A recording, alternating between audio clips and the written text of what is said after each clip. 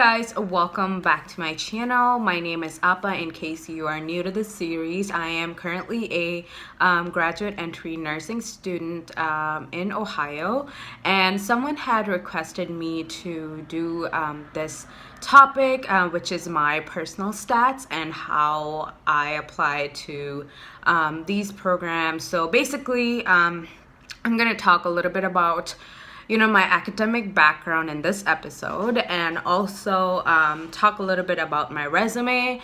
I think I'm going to do a whole separate video on the interview aspect because I think that's also very, very important that you guys listen to that. So my interview aspect, I'm going to talk about that in a separate video.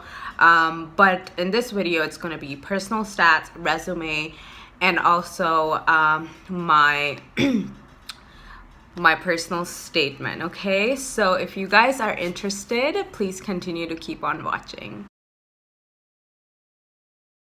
Okay, so this is the part one of the video, and this is where I'm going to talk about my grades and my report card basically.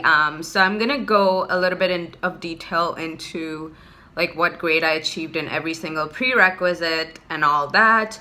A little background about me in case you guys have not been watching my other videos. I was a general biology major. I was pre-med focused, but in my junior year, I kind of just ended not to go that route. So I never actually took like the second part of OChem and then biochem and any of that. And yeah, that is pretty much it about my degree. I don't have a minor or anything. Doesn't mean you don't have to. If you have a minor or you have your double major, whatever, that's great. One thing which I do want to tell you guys, even before you apply to professional schools or when you're in a professional school, you guys, grades don't mean everything. I know people really freak out about it. I have friends who freak out about it. I freak out about it too, I'm not gonna lie. But I have kind of told myself that I am gonna try my best rather than freaking out about getting all A's. My goal is to get all A's and B's in the program that I'm in and maintain a B average, which is what is required for me to move on to, the nurse practitioner portion of this program. So that's kind of what I told myself.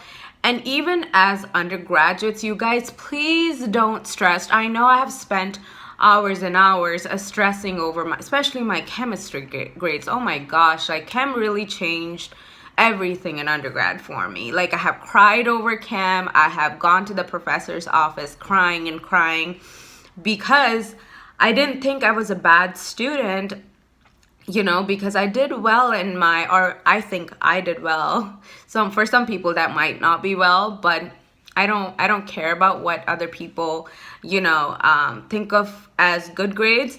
But I was trying really hard, especially Gen Chem 2 was like extremely hard for me for some odd reason. And I'm going to talk about that a little bit more, but I have cried in professors' offices. I've cried by myself. Just stressing about grad school, stressing about a lot of things. And but just keep in mind that that's not the only thing that grad schools are looking for, especially in these particular programs. I have friends who have a 3.9 GPA. They're very, very bright in a major like in biology or like microbiology, and they didn't get into medical school. So think outside the box. Don't think that this is like the only thing which would help you get in to a good program. Okay, overall GPA was a 3.4. I said I was a general biology major. I took anatomy 1 and anatomy 2 at my undergrad. They had it divided into 2 different parts. So I did that, and the anatomy 1, when I was taking it, I was also taking a bunch of other classes, you guys, like very demanding classes. So I did get a B in that. But in the second half of Anatomy and Physiology, I got an A. Gen Chem 1, I got a B. Gen Chem 2, I did the class twice, you guys. First time I got a D. Second time I got like a B minus or a high C plus. I can't remember. Nutrition, I ended up getting an A. Nutrition I took with the nursing students at my undergrad. It was a night class. Sometimes it's an online class as well. Microbiology, I got an A. Developmental psychology, B plus. And general psychology was an A. And I also took sociology, where I also got an A. And I think those are the only prerequisites. Let me know if I'm missing any. I don't think there's any other prerequisites. I honestly don't think so. Yeah, I don't think so. Some programs might require you, I'm looking down here because my notes are down here. Some programs require you to like, you know, take pathophysiology, but my program didn't require it. I'm actually taking it next semester. So, and pharm, I already did pharm this semester, and it's hard. It's a hard class, and I think I either got an A, like a A minus or a B plus. Like I can't remember. So those were my grades, and yeah, like I said, I didn't have all A's, but you guys, even after all of that, I do think that I had decent enough grades, and I didn't get into some programs. But some of these other programs that I didn't get into, one thing which was common about them was the fact that they did not have an interview process. They just didn't have an interview process. The ones I got into all had interviews. So I applied to 10 programs, I believe. I applied to 10 programs. I never heard from 3 of them. And there were 2 that I got rejected from, and that was Marquette University and Seattle University. Seattle University only had like 10 spots. You guys, I had no idea. I don't know. Marquette was my top choice. I didn't get in. It's whatever. They didn't have an interview spot. They only had 50 spots with more than 200 applicants. That's what they told me anyways. So I'm glad that they told me that. And the rest, I believe, with the exception of one of them, I interviewed and I got into all 4 of them. And only one of the 4 programs was like a direct entry NP focus, or advanced practice focus, I should say, not just NP, but advanced practice focus. And I did interview with them, but I did it over the phone. I will do that video separately. So just keep your eyes out for episode number 6.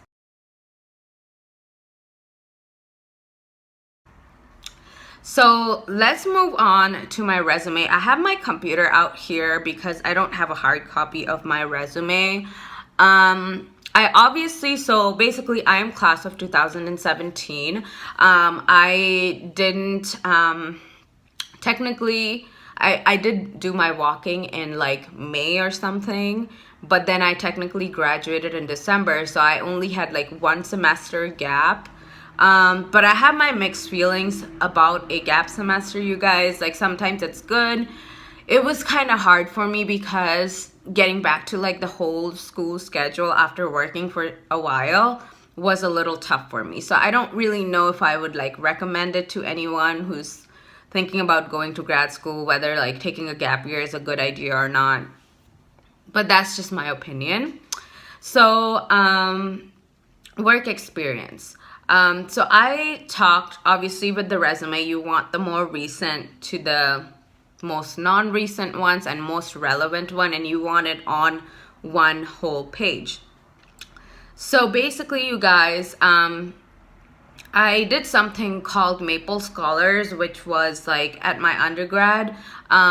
We would do a research project. You don't always have to be like a Maple Scholars in order to do it. Obviously, if you're like a science major, you do have to kind of do your own research.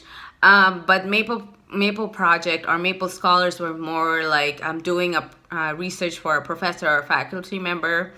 I did it for a faculty member, and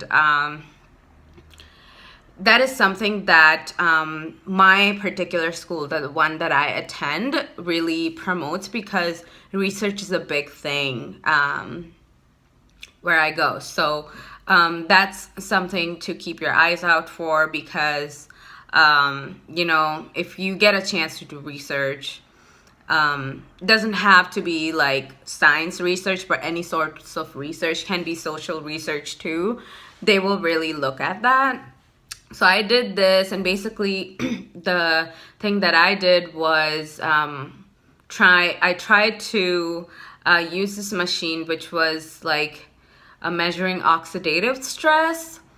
And this person that I worked for, they want to use oxidative stress as a biohealth marker in like glucose, and they want to promote it in hospital settings and stuff. So I mean, it's going to take ages and ages for this to happen, but that's something this person wanted to do.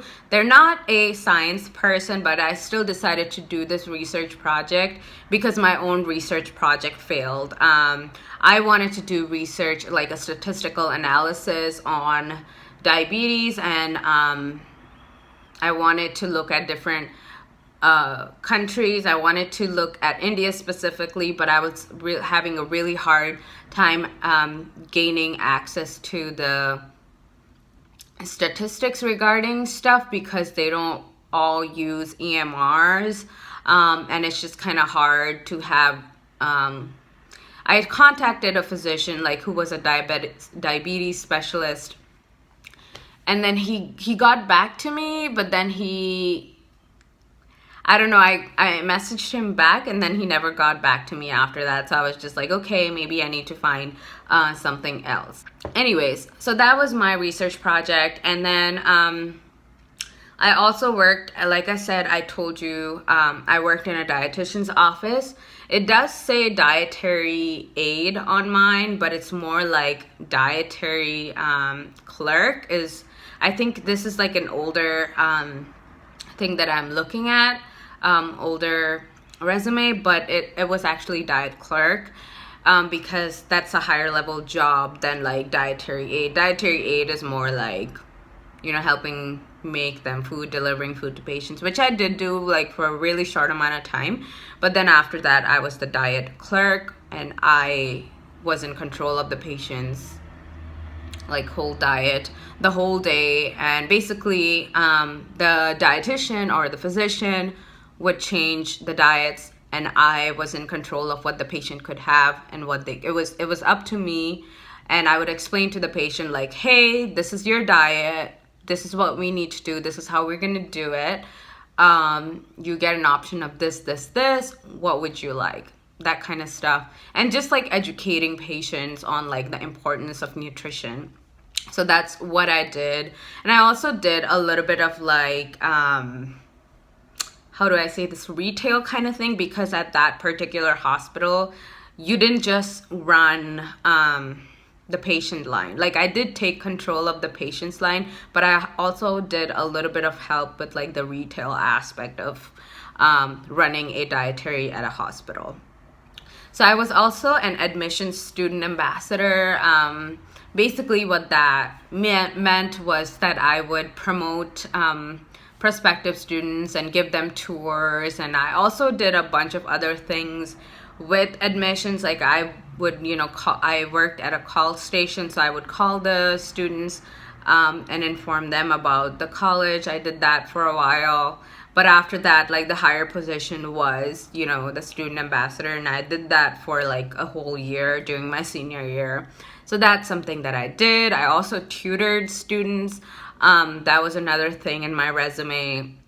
I had an internship in the emergency room. Now, this is again like a very, very important thing that they're going to look at, you guys.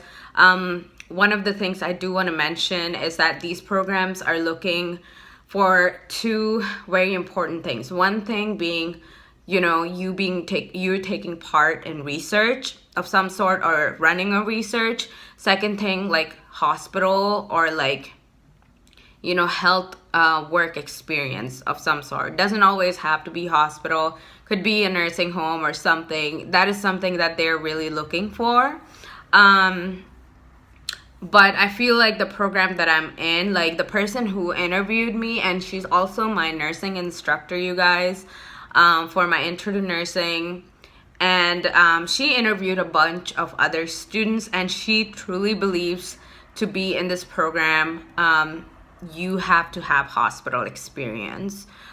She thinks that. So if you guys are seriously considering this, please go work in a hospital. Do it. Like, I would highly recommend that. It will really make you stand. If possible, try to do more clinical things if you can, because trust me, it will be helpful for you in the long run. So like I said, I did my internship in the emergency room. I was a volunteer there, going in and out of patients' room, getting the beds ready for patients, getting things ready for them, helping move them, helping transport them, all of that stuff, being there for family members when someone dies, stuff like that is something I was involved for 2 years throughout my undergrad.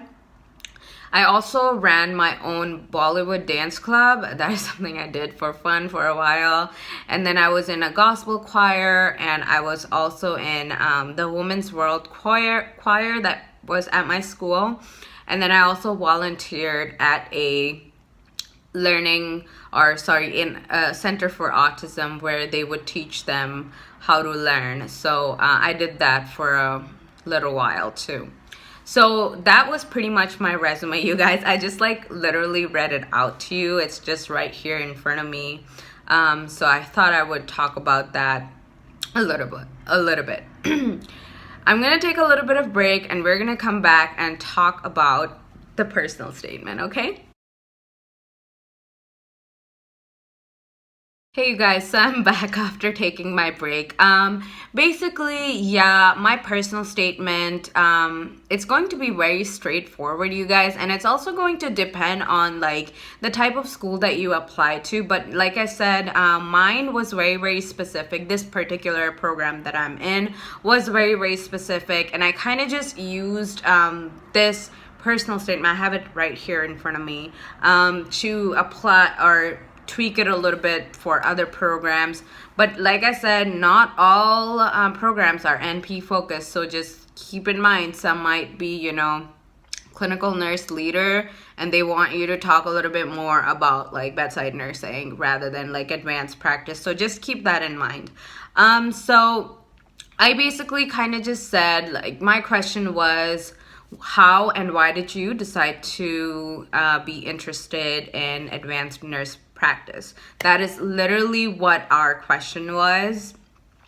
And that was, I feel like a question like that is so easy, not easy I would say, but like straightforward to answer, because I feel like some other people have a lot of like different types of questions. Like I said, like University of Illinois just has a bunch of different types of questions for their direct entry NP program. Not NP, but direct entry nursing, master's in nursing program, because they have DNP programs for them.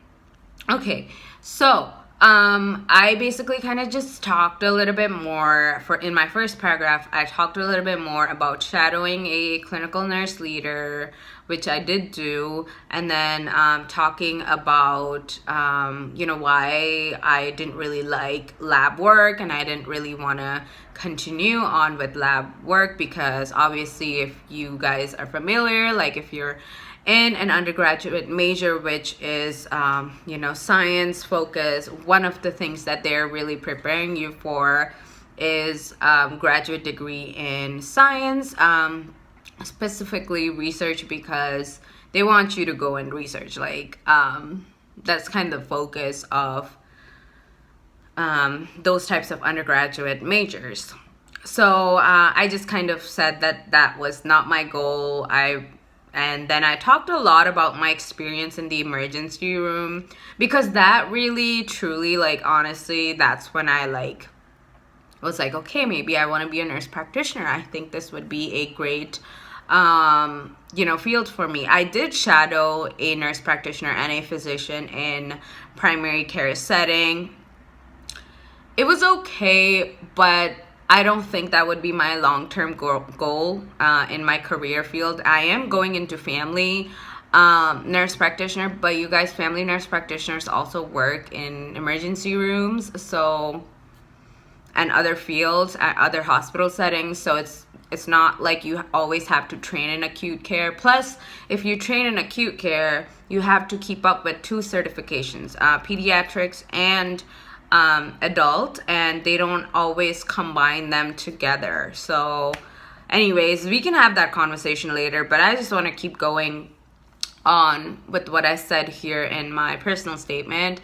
Then I talked about like nursing, and obviously you want to talk a little bit more about the holistic care and applying the holistic care at an advanced practice level. And basically I went ham with my ER experience, because obviously I saw a lot, working in an emergency room. I saw even more working in an emergency room than I did in my clinicals, like this clinicals which I did for orthopedics. So I talked a lot about it, and I talked a lot about like what I did and what were some of the problems. That's the key, you guys. You gotta point out the major problems in healthcare, like health insurance, uninsured patients, overcrowding of emergency rooms. You gotta talk about like the main problems, and that's the key. They are really, really, truly looking for that in, especially in these very specific questions. You gotta talk about like different problems in healthcare, allocation of healthcare, all that. I can do a whole separate video on like what you should talk about if you guys let me know down in the comments below. So like I said, I talked about uninsured, overcrowding of emergency rooms, and the lack of like emotions, or lack of understanding of emotion from healthcare providers. It's just more like go, go, go, and not providing like good enough care to these people who don't have other opportunities to go elsewhere other than just to come to emergency room. A lot of Americans, non-Americans who are not insured, their only option is going to emergency room. And I really just talked about that. And then I talked about like, I didn't say family nurse practitioner. I mean, like, I told her that in the interview. But in this, not resume, but my personal statement, I kind of just said, as a nurse practitioner, I would be able to provide preventative health care for acute and chronic illnesses, and also be able to collaborate in various different settings. So just like your personal goals, what you want to do. And I kind of just focused on like the uninsured, because you guys, I have seen it with my own eyes. It's horrible how some healthcare providers or workers, nurses or whatever, treat them. Like, they are so frustrated, and that's just such, because of people like that, I am going into this career, because they're just people just for the money. And especially in like acute care settings, you make a lot of money, but you also have to deal with situations like this. But you got to be a good leader. I've seen some really bad leadership roles in the ER, not just in the ER, but like other parts of the hospital too. And that's why I'm going into this career, because we don't need more bad leadership. We need better leadership, so that we can improve healthcare, so that everyone has good healthcare, and we're not just a me type of society. You know what I mean? So that's kind of what I just said, and then I talked a little bit about the university's personal goal and how I would contribute to the personal goal of the university. So my university is really, really big on research. Doesn't have to be like lab research, but more like research related to improving clinical outcomes. And that's kind of what I talked about, is that this is what I would do in order to, you know, improve clinical things. So these are some of the things that you kind of want to mention. Obviously, it's going to, like, let's say if you're like interested in psych mental health or whatever, you would talk a little bit more about that. I didn't, because my interest is in family and working with like uninsured, so I kind of just went ham on that in my personal statement. So yeah, my personal statement, they wanted in one page, not double space, single space, and it is 4 paragraphs. So I went on starting about how I decided to go into this field and why I'm changing my career, to my experience at a hospital working in the emergency room, and what I would do by attaining my degree from the university. And then towards the end, I just kind of concluded a little bit more about how nurses need to, you know, go pursue higher education, which is very, very true. Higher education is very important with nursing or with any other field, honestly, like especially in healthcare. I feel like it's very important. And because our healthcare system is so complex, like you want to educate yourself about that to treat a complex population. That is kind of how I concluded my personal statement, you guys. A lot of work went into this personal statement.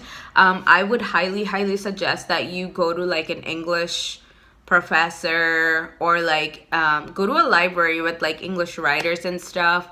Someone at my undergrad who was, you know, like they had their degree in writing and they were like the director of the library. They personally took the time out to me and helped me so much with all of my writing stuff. So that is something I would highly, highly recommend that you go do, because this is like hands down really important. This is what is going to make them look, okay, I want to give this student a call. They have some really great things to say.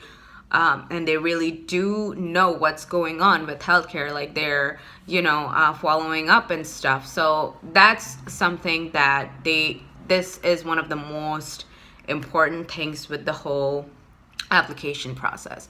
So I hope this video was helpful to you guys. I will most likely upload this tonight, maybe.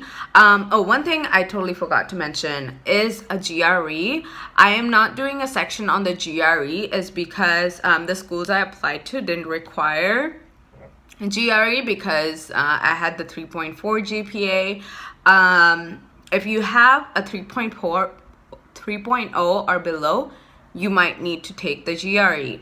The GRE, you guys, it's just one of those tests. It's kind of like an adult SAT. You know, if English is not your first language, you're probably not going to do well the first time.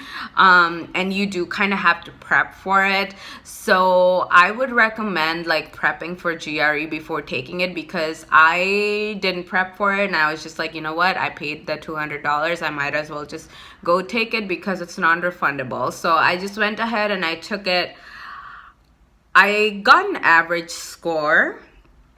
But I could have definitely done better, and if I was to retake it, I would probably like prep for it and then retake it again. So the programs I applied to didn't require that, so yeah, I didn't want to include it in this video. So I hope this was helpful.